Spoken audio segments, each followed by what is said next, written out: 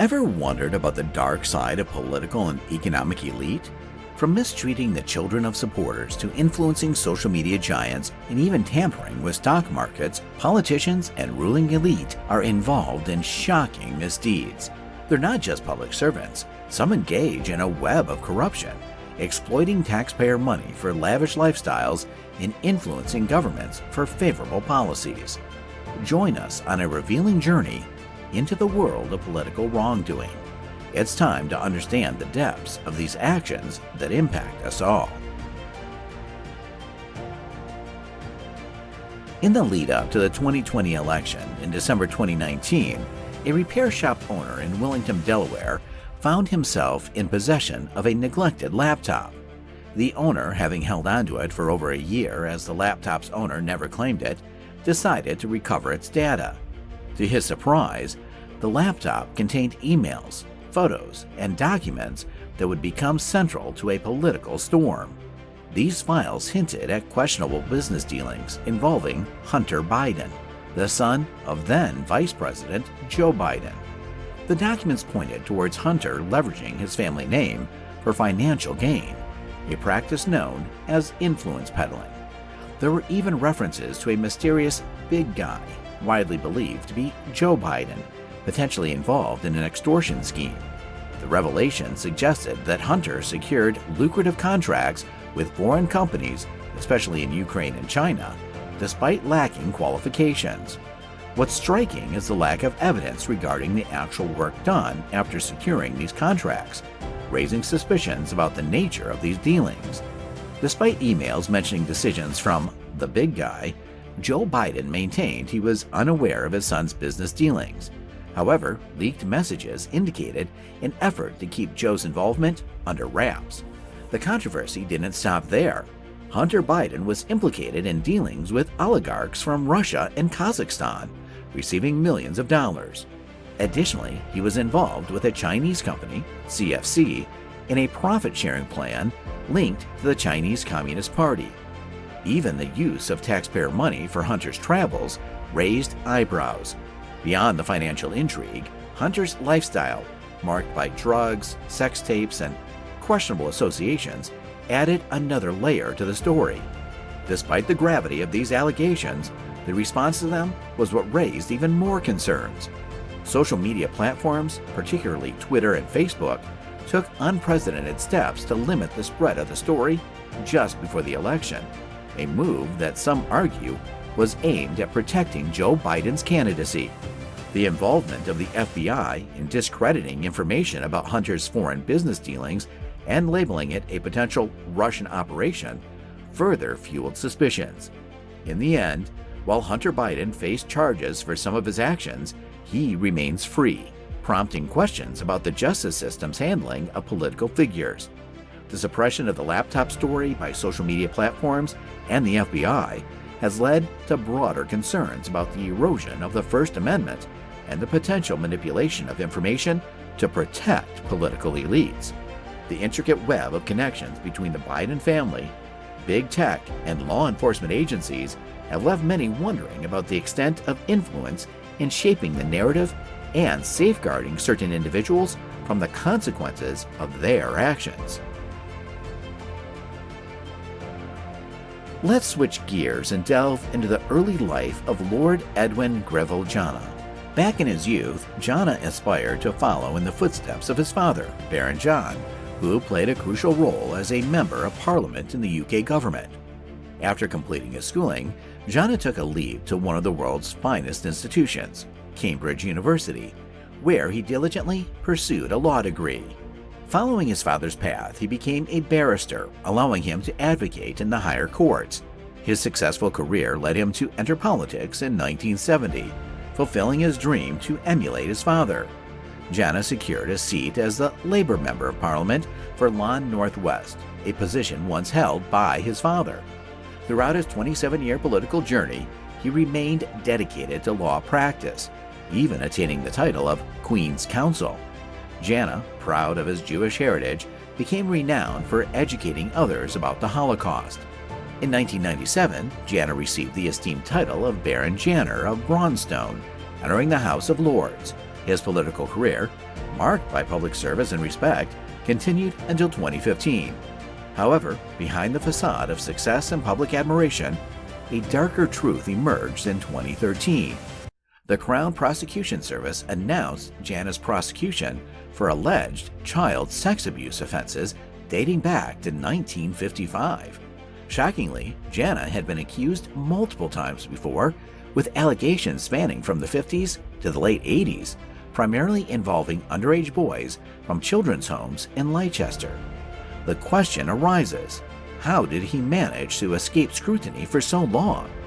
Janna's connections and positive public perception shielded him. Despite serious allegations, his political reputation and philanthropy made it challenging for the public to accept or investigate the claims. Even in 1991, when a 14-year-old accused Janna of sexual abuse, the accusation was brushed aside. The police investigation in 2002 and 2006 also faltered, allowing Janna to escape consequences. Historical child sexual abuse cases face challenges due to the passage of time, making it difficult to gather evidence. Janna exploited this, getting away with his crimes despite 3 victims coming forward. It took until 2013 for a police investigation to gain traction. Multiple victims united in a statement against Janna, leading to the Crown Prosecution Service officially pursuing criminal charges in 2014. Unfortunately, justice was elusive. In 2009, Janna was diagnosed with Alzheimer's, and the Crown Prosecution Service ruled him unfit for trial due to his medical condition. Despite facing serious charges, including indecent assaults and buggery, Janna would never see the inside of a courtroom. His death in 2015 marked the end of the cases, leaving 30 victims without closure. Janna's ability to evade accountability showcased the dark side of power, connections, and the challenges faced in prosecuting individuals in positions of authority. Meet Dennis Hast, a guy who started from a humble farming background in rural Illinois. In 1964, he graduated from Wheaton with an economic degree, becomes a high school teacher, and even coaches wrestling. Passionate about his students, he takes them across the country for competitions, often helping those in need out of his own pocket. In 1980, he dives into politics, running for the Illinois House of Representatives. Though he initially falls short, persistence pays off in 1981 when he secures a seat. Fast forward to 1986. Dennis gets elected to the United States House of Representatives, staying put for an impressive 21 years. By 1999, he climbs the ladder, becoming the Speaker of the House. He collaborates with George W. Bush, plays a role in Clinton's impeachment, and gains a stellar reputation. But, as they say, all good things must come to an end. In 2007, Democrats take over, leading to Dennis resigning from his position. It's a moment of change. However, behind the scenes, a darker story unfolds. In 2013, an official investigation reveals Dennis has been withdrawing large sums of money, totaling $1.7 million. But here's the shocking part. He's using this money to pay hush money to a student he sexually molested. The revelation sends shockwaves, and multiple victims come forward, telling tales of abuse.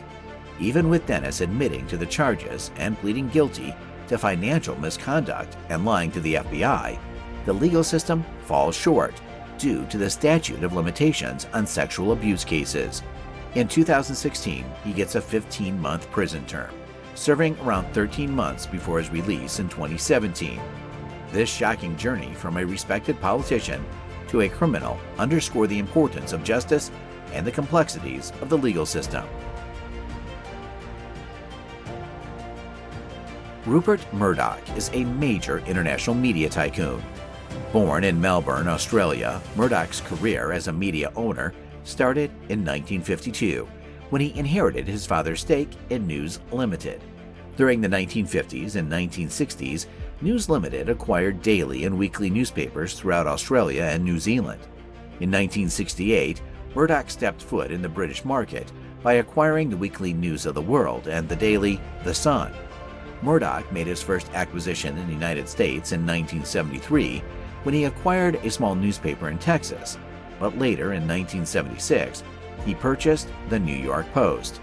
In 1981, Murdoch finally purchased the London Times and Sunday Times.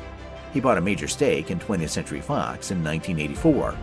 By the early 21st century, Murdoch exerted considerable influence in both media and politics. However, in July 2011, he came under intense scrutiny for wrongdoing at the News of the World.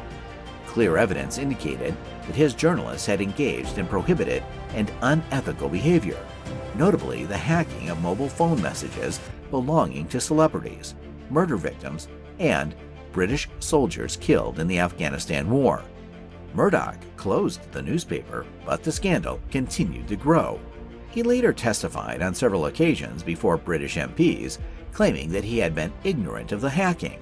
Murdoch's son James was also involved in the controversy and later had to leave several key positions.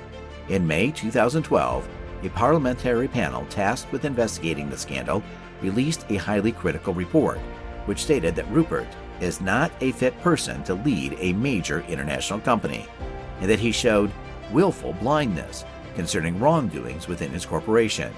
In addition to the British inquiry, Murdoch and the News Corporation were also being investigated by FBI officials in the United States. Saudi Arabia's royal family has a net worth of about $1.4 trillion, which is 16 times more than that of the British royal family. State-owned oil company, Saudi Aramco, which is among the world's most valuable and profitable companies, constitutes the backbone of the sprawling royal family's fortune. With the controversial appointment of Mohammed bin Salman, MBS, to the position of Crown Prince, the past few years have been shaky for the family. MBS detained several of his family members, including his first cousins. The detentions were carried out to demonstrate the Crown Prince's willingness to take ruthless measures to nullify any perceived rival. Saudi government has often been accused of arbitrary detention of dozens of journalists. One such journalist, Jamal Khashoggi, who was a columnist for the Washington Post newspaper, was killed at the Saudi consulate in Istanbul in 2018. Both the U.S. Central Intelligence Agency and a UN Special Envoy have directly linked the Crown Prince to the murder. And the Biden administration recently released an unclassified intelligence report that concludes the Crown Prince, Mohammed bin Salman, approved the operation to kill or capture the journalist. Saudi Arabia denies the Crown Prince was involved, and a Saudi court sentenced others for Khashoggi's death. The controversy didn't stop there. MBS also refused to back down from a 5-year-long military intervention in Yemen that has mired the Saudis in a bloody stalemate and produced a humanitarian tragedy.